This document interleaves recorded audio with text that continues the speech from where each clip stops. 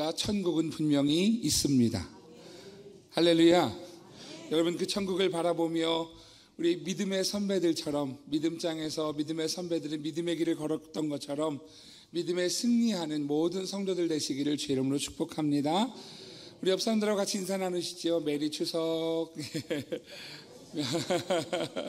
즐거운 추석. 여러분의 가정에 하나님의 은혜가 함께 하시기를 축복합니다. 2층은 아무도 인사를 안 하시는 것 같아서 다시 한 번 더 옆 사람하고 인사 나누시죠. 즐거운 추석 되세요.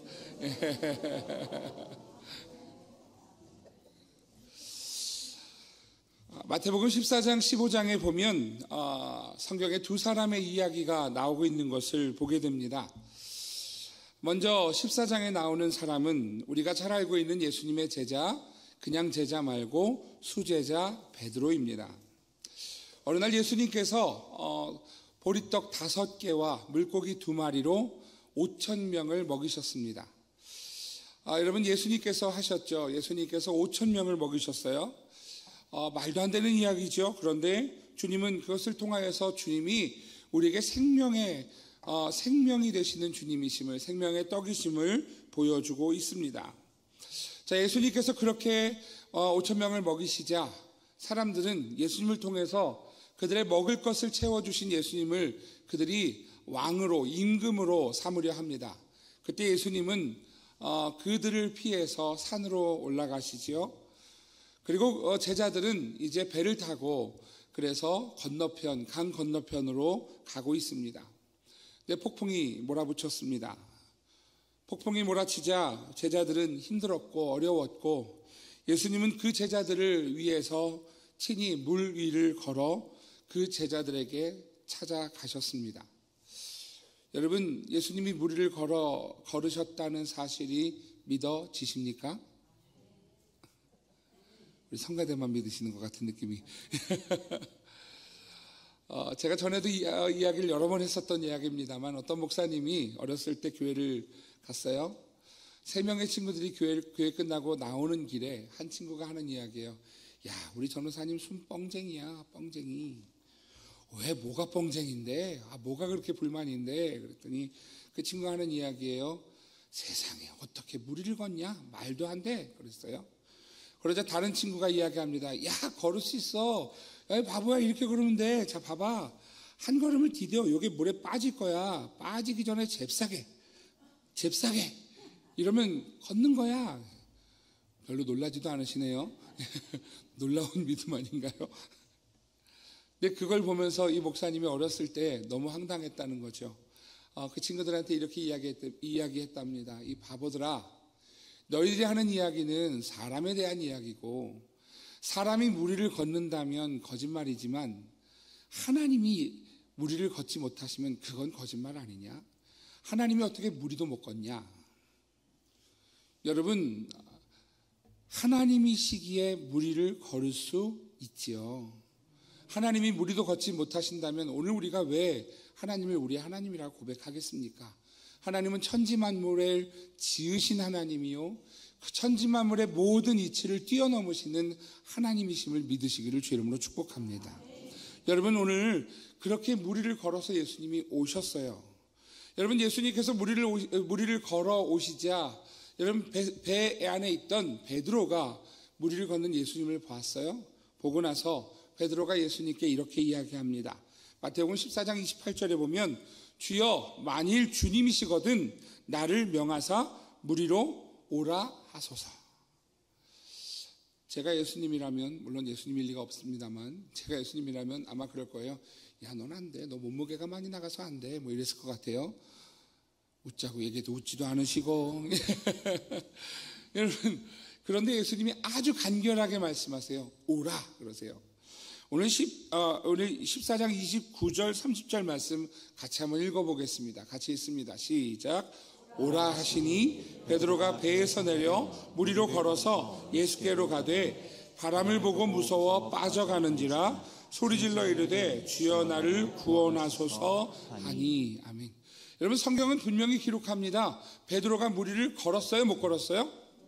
걸었어요. 어떻게 걸었느냐 하면 예수님께서 그에게 오라 그 말씀에 순종하고 주님을 바라볼 때 걸었어요. 그런데 그가 환경에 무너져 내리지요. 그가 바람을 보고 무서워할 때 무리를 걷던 그 베드로가 물에 빠져가는지라 라고 오늘 성경은 말씀하고 있습니다. 여러분, 베드로가 무리를 분명 걸었지만 오늘 그는 그 환경 앞에서 믿음이 무너졌고 오늘 그곳에서 물속에 빠져 들어가게 되었습니다. 그때 예수님께서 그 제자 베드로에게 손 내밀어 붙잡아 주시면서 오늘 그 베드로에 대해서 이렇게 평가를 하시지요. 우리 31절 말씀 같이 읽겠습니다. 같이요. 시작. 예수께서 즉시 손을 내밀어 그를 붙잡으시며 이르시되 믿음이 작은 자여 왜 의심하였느냐 하시고. 아멘. 여러분, 그 베드로를 향한 예수님의 평가가 무엇인가? 믿음이 작은 자여 왜 의심하였느냐? 여러분, 그 바로 다음 장 15장이지요. 마태복음 15장에선 또 다른 한 여인에 관한 이야기가 나옵니다. 여러분, 15장이 시작할 때 예수님께서 두로와 시돈 땅에 들어가셨다라고 성경은 설명하고 있습니다. 두로와 시돈은 어떤 곳인가? 여러분, 두로는요, 그 당시에 그 지중해라고 하는 그 바다에 가장 큰 항구를 가진 곳이 두론이라는 곳이었어요. 두로라는 곳이었어요. 이 두로는 시돈이라고 하는 지역은 두로 안에 포함되어져 있는 지역이었고요. 이 두로를 통하여서 여러분 우리가 잘 알고 있는 것처럼 솔로몬이 왕궁을 짓고 성전을 짓는 데에 사용했던 백향목이 들어왔던 큰 항구 도시였습니다. 근데 그 두로와 시돈에 대해서 성경은 그렇게 호의적이지 않습니다. 이사야 23장에 보면 그 두로와 시돈에 대한 저주와 같은 경고의 말씀들이 나오는 것을 보게 됩니다. 23장 1절은 이렇게 이야기하죠. 두로에 관한 경고라. 4절도 이렇게 이야기합니다. 시돈이여 너는 부끄러워할지어다. 두로에 대해서 경고하고 시돈에 대해서 부끄러워하라라고 말씀하시는 것은 그것이 음란의 도시였고 그것이 죄악의 도시였다라는 것을 볼 수가 있습니다. 15절에서 18절 말씀에 보면 이렇게 이야기하죠.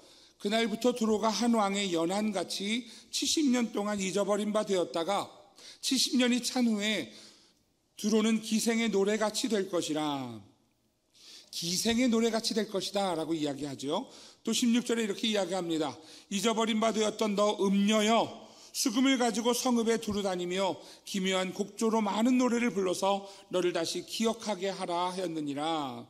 여러분, 두로와 시돈을 향하여서 너 음녀여 음란한 여인이여 라고 하는 이야기를 합니다.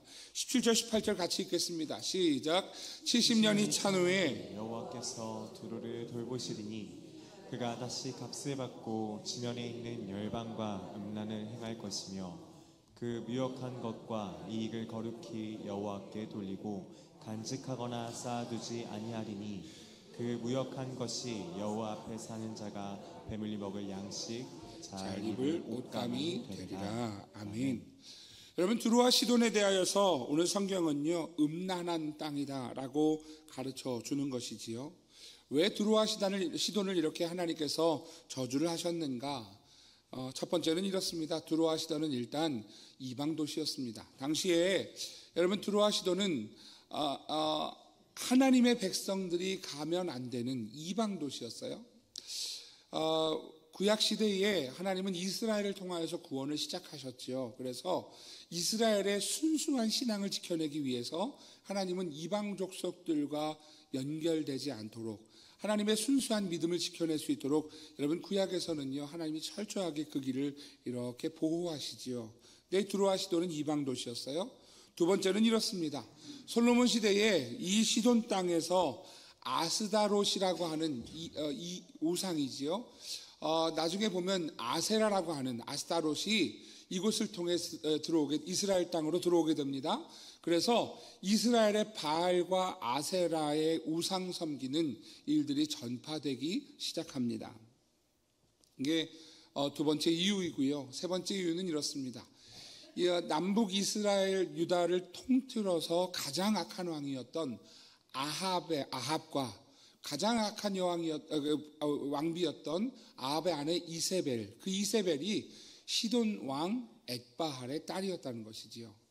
가장 바알 아세라를 강조했고 온 이스라엘에 우상 신당을 세웠던, 우상 신을 섬기게 했던 그러한 아합과 이세벨, 그 이세벨이 바로 시돈 땅의 딸이었던 것입니다. 여러분, 예수님께서 이 두로와 시돈 땅을 지나고 계실 때 한 여인이, 이방 여인이에요. 그 이방 여인이 예수님께 나와 소리를 지릅니다. 이렇게 외칩니다. 다윗의 자손이여, 나를 불쌍히 여기소서. 내 딸이 흉악하게 귀신 들렸나이다.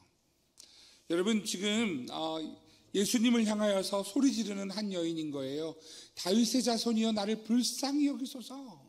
내 딸이 흉악하게 귀신 들렸습니다. 여러분, 지금 이 예수님을 향해서 나온 이방 여인은요, 자신의 딸로 인하여서 예수님께 부르짖고 외치고 있는 중입니다. 그런데 참 희한한 것은요, 예수님이 그 여인에게 반응하지 않으세요. 23절에 이렇게 말씀합니다. 예수는 한 말씀도 대답하지 아니하시니 제자들이 와서 청하여 말하되 그 여자가 우리 뒤에서 소리를 지르오니 그를 보내소서. 여러분, 예수님이 웬만하면 들어주실 만할 텐데 여러분, 예수님께서 대답하지 않으세요.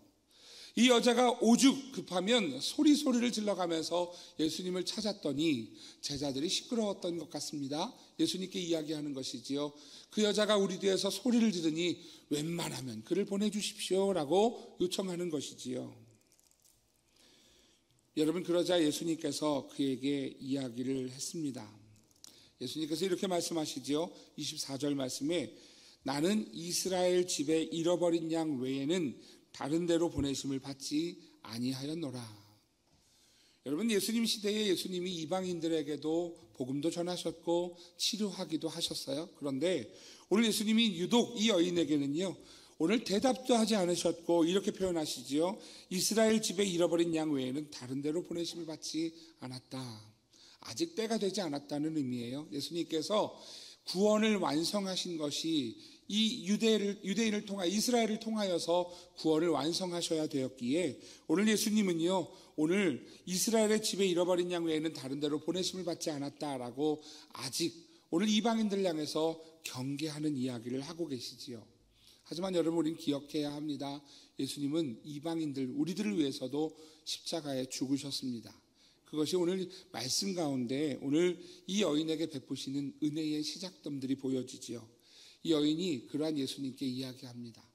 자기 자신을 처절하게 낮춰서 이야기하지요. 자신들은 개들과 같은 존재이니 개들에게 자녀가 먹던 음식을 던져서 그래서 먹던 그 흘려진 먹던 음식이라도 개들이 먹고 사는 것처럼 우리에게도 그 은혜를 좀 나눠주십시오라고 요청하는 거예요. 여러분, 얼마나 자존심이 상할 이야기입니까? 사실 자신을 개들 같은 존재로 이야기하는 것도 여러분 쉽지 않을 텐데요. 그런데 당신의 자녀들이 먹던 거라도 던져주셔서 그래서 그 은혜를 우리에게도 조금 나눠달라고 요청하는 이 여인은 오죽이나 급했던 것 같습니다. 여러분, 그 이야기가 예수님을 움직이지요. 더 정확하게 이야기하면 예수님은 그 여인에게 이 이야기를 듣고 싶으셨던 것 같습니다. 오늘 28절에 이렇게 말씀합니다. 같이 읽겠습니다. 시작. 이에 예수께서 대답하여 이르시되 여자여, 내 믿음이 크도다. 내 소원대로 되리라 하시니 그때로부터 그의 딸이 나으니라. 아멘. 오늘 여러분, 이 여인에게 오늘 예수님은 이렇게 말씀하세요. 여자여, 내 믿음이 크도다.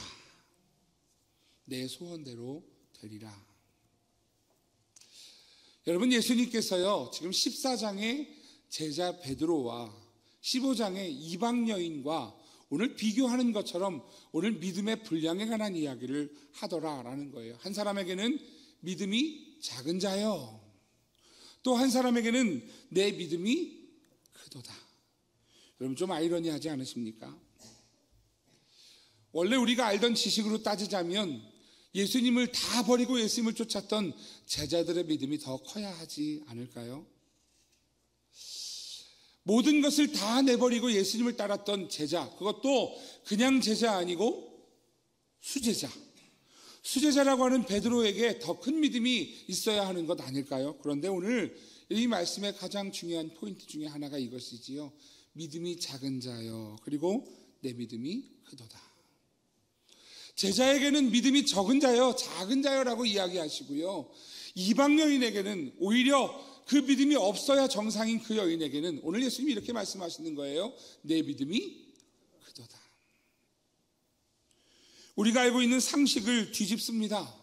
우리가 알고 있는 그러한 생각을 여러분 뒤집어 놓습니다. 왜냐하면 이 믿음이 오늘 우리에게 경고하고 있는 바가 있기 때문이지요. 몇 가지 키포인트를 나누면 이렇습니다. 첫 번째 키포인트는 이것이지요. 예수님은 우리의 믿음의 크고 작음을 보고 계신다. 여러분은 주님이 보실 때 큰 믿음의 사람이십니까? 작은 믿음의 사람이십니까? 아니, 사람이라고 표현하면 안 될 것 같아요. 여러분은 오늘 주님이 보실 때 큰 믿음의 성도이십니까? 작은 믿음의 성도이십니까? 오늘 분명히 예수님은 크고 작은 믿음에 대해서 보고 계신 것을 우리에게 말씀해 주셨어요. 두 번째 키포인트는 이렇습니다. 믿음의 크고 작음은 직분이나 연수에 있지 않고 지금 믿고 있는 오늘 내 믿음에 달려 있다라는 것이지요. 여러분, 저는 모태신앙입니다. 태어난 것도 교회에서 태어났습니다. 그리고 저는 지금 목사입니다. 거기에 큰 믿음이 달려있지 않다는 거예요. 목사라고 큰 믿음이 아니라, 장로라고 큰 믿음이 아니라, 권사라고 큰 믿음이 아니라, 안수집사라고 큰 믿음이 아니라, 신앙생활 오래 하고 모태신앙이라고 큰 믿음이 아니라, 오늘 이 믿음의 크고 작음은 오늘 우리가 지금 믿고 있는 믿음에 달려 있다는 것이지요. 왕년에 혼자서 교회를 다 세웠어도 소용없습니다. 왕년에 교회에서 중고등부 시절에 학생부 회장, 부회장을 했어도 소용없습니다. 왕년에 교회에서 선교회장을 했고 그리고 구역장, 사랑방장을 했어도 소용없습니다.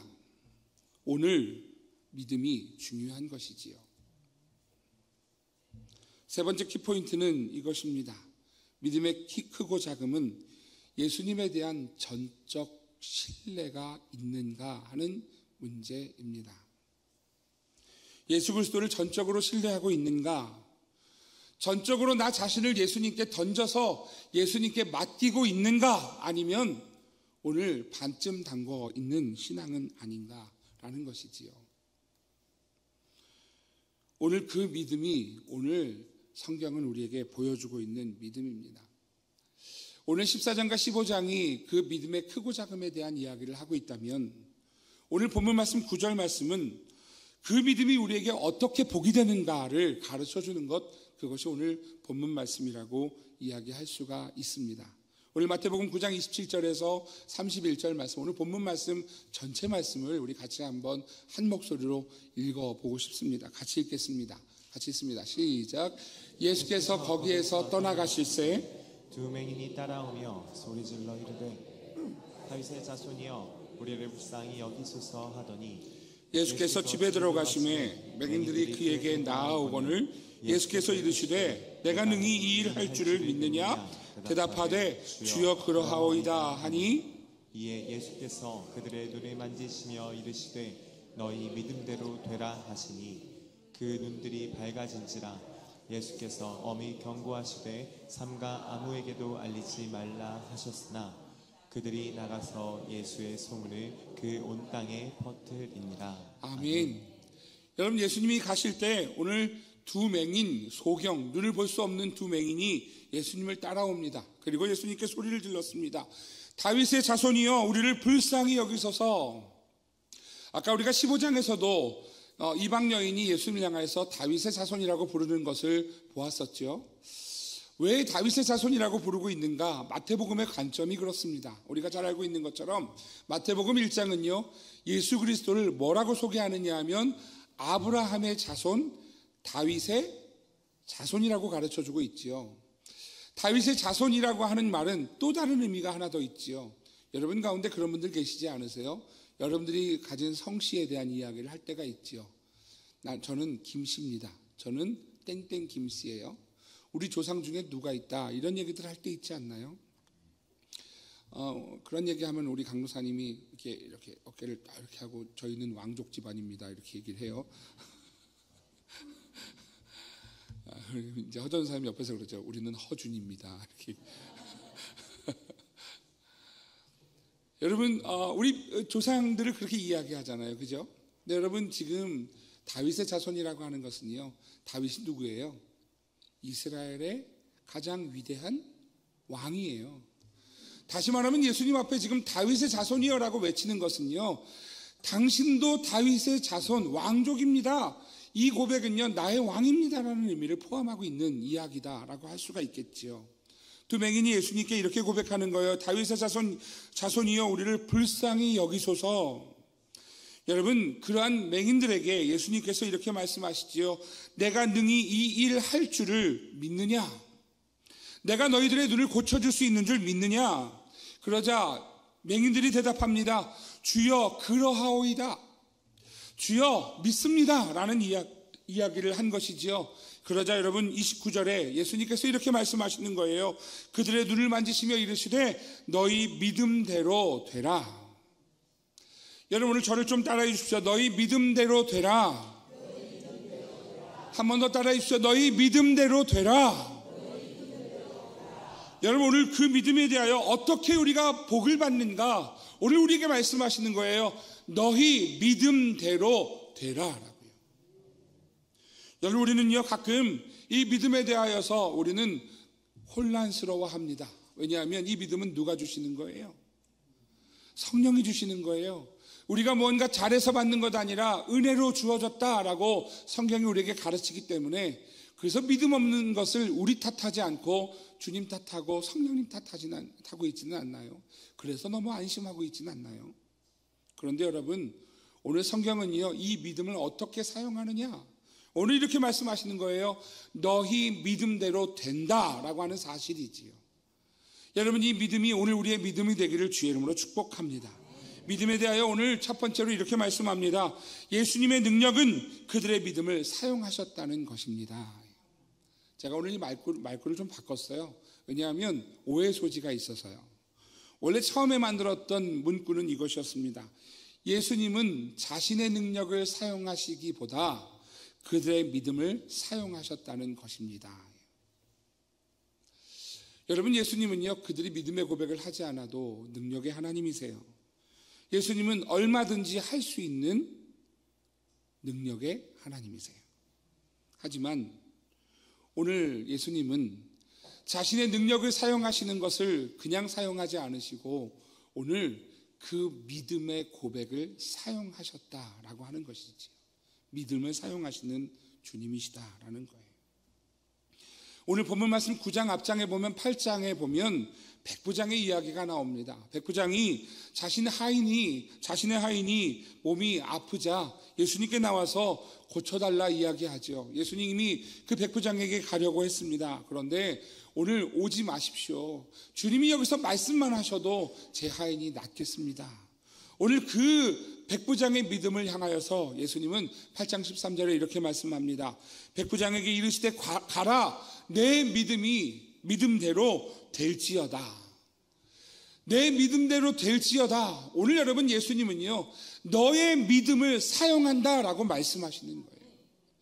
여러분, 오늘 주님께서 우리에게 요청하시는 것은 능력이 없어서가 아니에요. 그 능력은 주님께 있어요. 하지만 오늘 주님이 우리에게 너의 믿음을 내게 보이라 라고 말씀하는 것이지요. 여러분, 오늘 그 백부장에게 예수님께서 말씀하셨을 때 성경은 이렇게 말씀합니다. 그 즉시 하인이 나으니라. 2000년 전에 이런 역사를 이루셨던 예수님께서 2000년이 지난 지금도 여전히 살아계시고 동일한 말씀으로 저에게, 여러분에게 말씀하시는 거예요. 내 믿음대로 될지어다. 여러분, 오늘 이 믿음이 여러분의 믿음이십니까? 여러분, 우리가 분명히 기억해야 할 것이 있습니다. 믿음이 능력이 아닙니다. 믿음은 결코 능력이 아니에요. 우리의 믿음은 우리가 믿는다고 되어지는 게 아니에요. 믿을 때 주님이 그 믿음을 받으실 때 능력이 되는 거예요. 왜냐하면 그 능력은 예수님께 있기 때문입니다. 단순히 우리의 믿음의 능력이 있지 않아요. 믿음이 우리의 능력에 있지 우리의 능력이 믿음에 있지 않고요. 예수님 자신이 능력이시기에 주님이 보실 때 그 믿음이 좋으셔야, 주님이 기뻐하셔야 그 능력이 이루어진다는 사실이지요. 하지만 주님은 그럼에도 불구하고 우리에게 요청하시는 거예요. 너의 믿음을 내게 보이라라고요. 능력은 예수 그리스도입니다. 능력은 하나님의 말씀입니다. 능력은 그 말씀의 약속을 붙잡는 그 약속입니다. 여러분, 우리가 왜 예배를 드립니까? 왜 오늘 예배드리고 내일도 새벽에 나와 예배드리고 수요일 날도 또 예배드리고 금요일 날도 예배드리고 왜 매일매일 하나님 앞에 예배합니까? 왜냐하면 우리가 생각지도 못했던 그 믿음의 길을 찾기 위해서이지요. 우리의 믿음이 능력이 아니기 때문이에요. 우리의 그냥 믿음, 단순히 믿는다고 무언가 변화되고 무언가 기적이 일어나는 것이 아니라 그 믿음을 하나님의 약속으로 받기 위해서 오늘 하나님의 말씀을 듣는 것이지요. 때로 하나님의 말씀을 듣다 보면 생각지도 않았던 믿음이 싹틉니다. 생각지도 않았던 그 믿음의 열매가 맺혀지게 됩니다. 그런데 여러분, 그 믿음의 고백을 붙잡고 오늘 주님께 나아갈 때 능력 되신 예수님이 그 말씀의 능력으로 우리에게 이루시는 주님이시다 하는 사실을 기억하시기를 바랍니다. 예수님이 능력이시지요. 예수님이 이렇게 말씀하셨어요. 마태복음 28장 18절 말씀입니다. 예수께서 나와 말씀하여 이르시되, 같이 읽습니다. 하늘과 땅의 모든 권세를 내게 주셨으니. 모든 권세와 능력이 누구 것이에요? 예수님 거예요. 예수님. 그런데 여러분, 그 예수님 앞에 우리가 해야 할 일이 무엇인가? 우리의 믿음을 보이는 일이지요. 사랑하시는 성도 여러분, 여러분은 어떤 믿음을 보이고 계십니까? 그 믿음을 향한 갈급함을 가지고, 주님을 향한 갈급함을 가지고 믿음으로 나아가고 계십니까? 시편 42편의 기자는 이렇게 고백합니다. 하나님이여, 사슴이 시냇물을 찾기에 갈급함같이 내 영혼이 주를 찾기에 갈급하니이다. 내 영혼이 하나님, 곧 살아계신 하나님을 갈망하나니 내가 어느 때에 나아가서 하나님의 얼굴을 배울까? 사람들이 종일 내게 하는 말이 내 하나님이 어디 있느냐 하오니 내 눈물이 주야로 내 음식이 되었도다.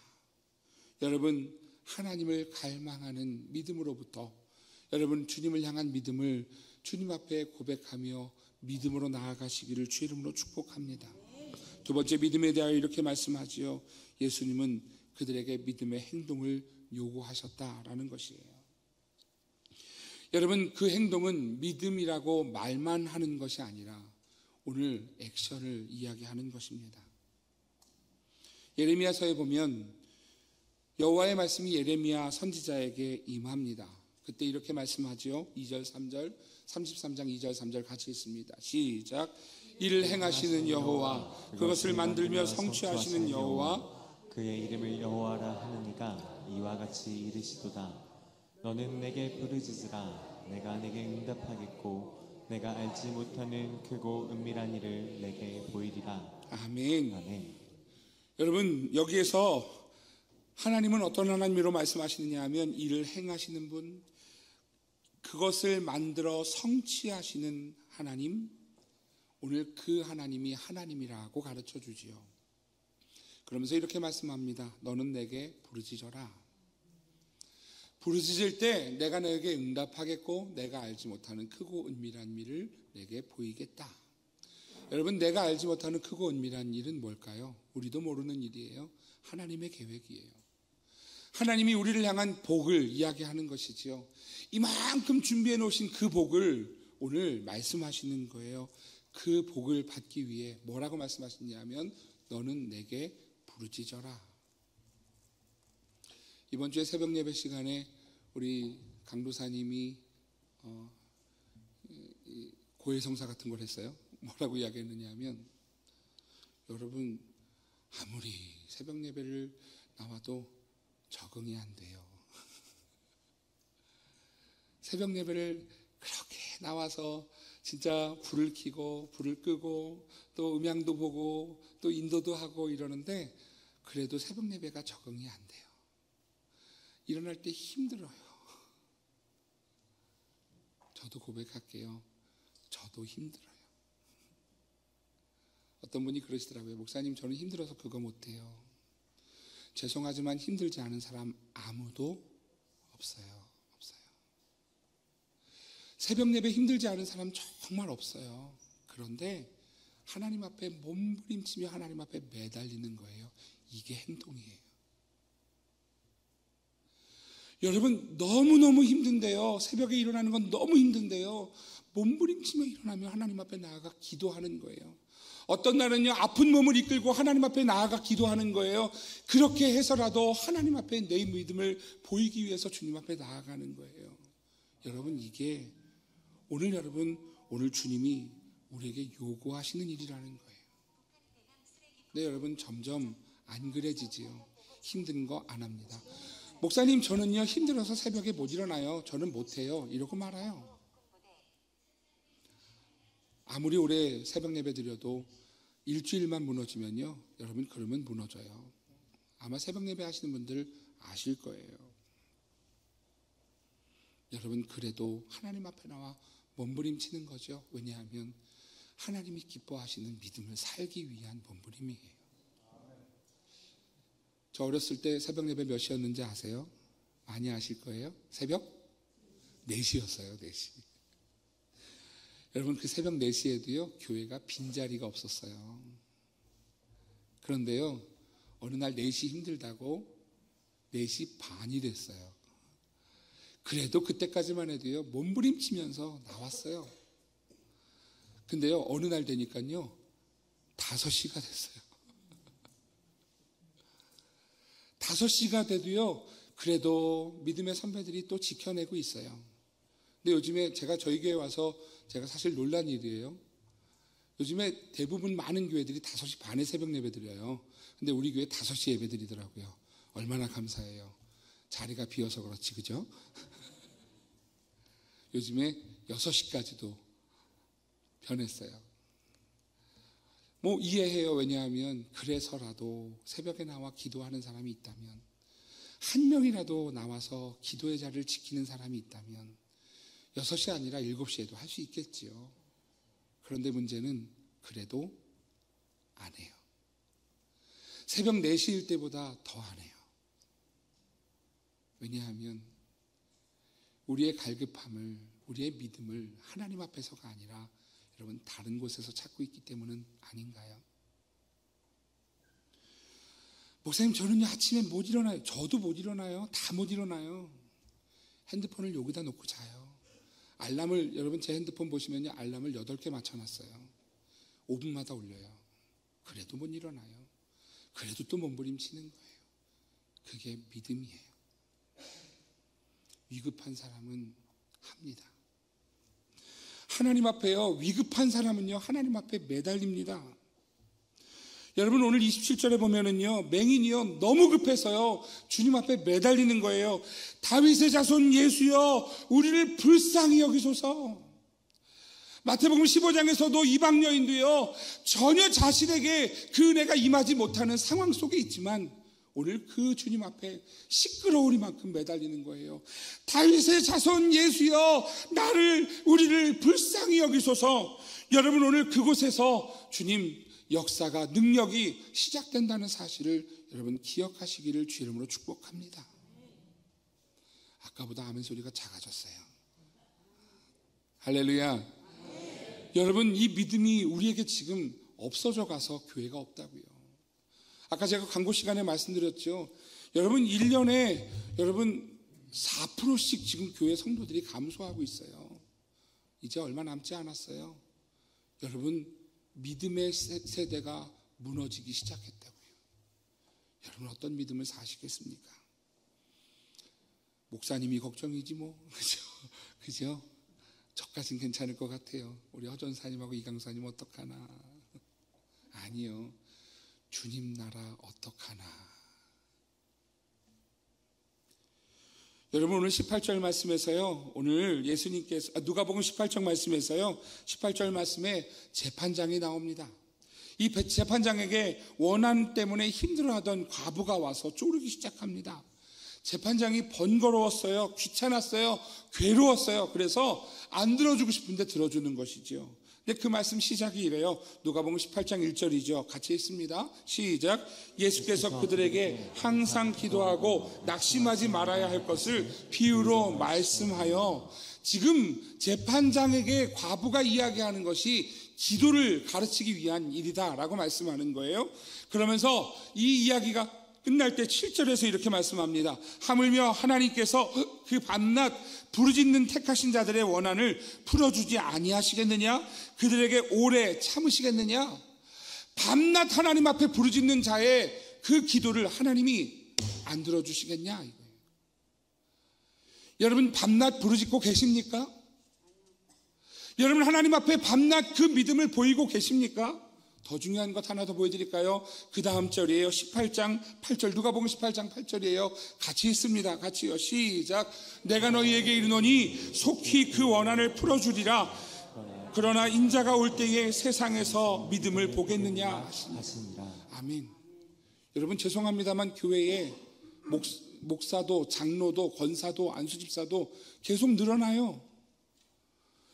권사 아닌 여자분들을 찾아보기 힘들 만큼 늘어나요. 그런데 예수님이 이렇게 말씀하세요. 그러나 인자가 올 때에 세상에서 과연 믿음을 보겠느냐? 누구 말씀이에요? 예수님 말씀이에요.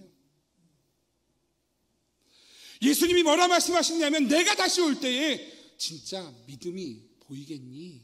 그런 사람 있겠니? 사랑하시는 성도 여러분, 오늘 이 말씀이 저에게, 여러분에게 경종이 되기를 주의 이름으로 축복합니다. 왜냐하면 이 믿음은 오늘 세 번째 우리에게 말씀하는 거예요. 이 믿음은 우리에게 구원의 은혜가 되기 때문입니다. 여러분, 믿음 아니면 구원받을 수 없습니다. 대단한 기적도, 여러분, 주님은 충분히 하실 수 있는 능력의 주님이시지만, 여러분, 우리가 믿음으로 하나님 앞에 나아가지 않으면 여러분, 기적도 구원도 없습니다. 왜냐하면 주님이 우리에게 요구하시는 것 때문이지요. 영원한 하나님의 나라를, 영생을 얻는 것도, 오늘 우리의 삶 가운데 기적의 하나님을 경험하는 것도 오늘 믿음입니다. 요한복음 3장 16절 우리가 잘 아는 말씀이지요. 하나님이 세상을 이처럼 사랑하사 독생자를 주셨으니 이는 그를 믿는 자마다 멸망하지 않고 영생을 얻게 하려 하심이니라. 믿음밖에 없어요. 여러분, 믿는 자라야 멸망하지 않고 영생 구원을 얻는다라고 말씀하지요. 혹시 이 가운데 그 믿음이 없으신 분들 계십니까? 예수님의 십자가의 구원의 은혜를 모르는 분들 계십니까? 여러분, 축복하기는요, 그 예수님의 그 구원의 은혜가 믿어지시기를 주의 이름으로 축복합니다. 이 믿음만이 살 길이에요. 구원의 길이에요. 예수님께서 중풍병자를 얻고 왔던 4명의 친구들에게 여러분, 그들의 믿음을 보시며 말씀하셨어요. 마가복음 2장 5절이죠. 예수께서 그들의 믿음을 보시고 중풍병자에게 이르시되 작은 자야, 내 죄사함을 받았느니라. 여러분, 구원은요, 믿음에서 나오는 거예요. 12해를 혈루병을 앓았던 여인에게, 그 여인이 예수님의 옷자락에 손을 대고 병이 나았을 때 예수님 그녀를 돌아보시면서 하시는 말씀이죠. 누가복음 8장 48절이죠. 같이 읽습니다. 시작. 예수께서 이르시되 딸아, 내 믿음이 너를 구원하였으니 평안히 가라 하시더라. 아멘. 여러분, 오늘 그 믿음이 없이는 기적도 없고 구원도 없다라고 오늘 말씀하는 것이지요. 요한복음 11장 25절에서 26절은요, 오늘 그 믿음이 우리의 영원한 생명과 연결되어 있다고 말씀합니다. 우리 이것도 같이 읽겠습니다. 같이요. 시작. 예수께서 이르시되 나는 부활이요 생명이니 나를 믿는 자는 죽어도 살겠고 무릇 살아서 나를 믿는 자는 영원히 죽지 아니하니니 이것을 내가 믿느냐? 여러분, 믿으십니까? 믿으시기를 바랍니다. 오늘 주님은 나를 믿는 자는 영원히 죽지 않는다. 나를 믿는 자는 죽어도 산다. 오늘 그 믿음을 우리에게 요청하시는 거예요. 그래서 그 믿음이 우리에게 구원에 이르게 하시는 것이지요. 로마서 1장 17절 말씀입니다. 복음에는 하나님의 의가 나타나서 믿음으로 믿음에 이르게 하나니 기록된 바 오직 의인은 믿음으로 말미암아 살리라 함과 같으니라. 여러분, 믿어야만, 믿음으로 하나님께 나아가야만 믿음의 그 일에 이르게 됩니다. 주님의 영역이라고 여러분 핑계하지 마시고, 오늘 내가 믿음으로 섰는가? 오늘 나는 주님 앞에 그 믿음으로 주님을 갈망하고 있는가? 찾고 있는가? 오늘 믿음의 길을 하나님 앞에 걸어갈 수 있는 선민의 모든 성도들 되시기를 주 이름으로 축복합니다.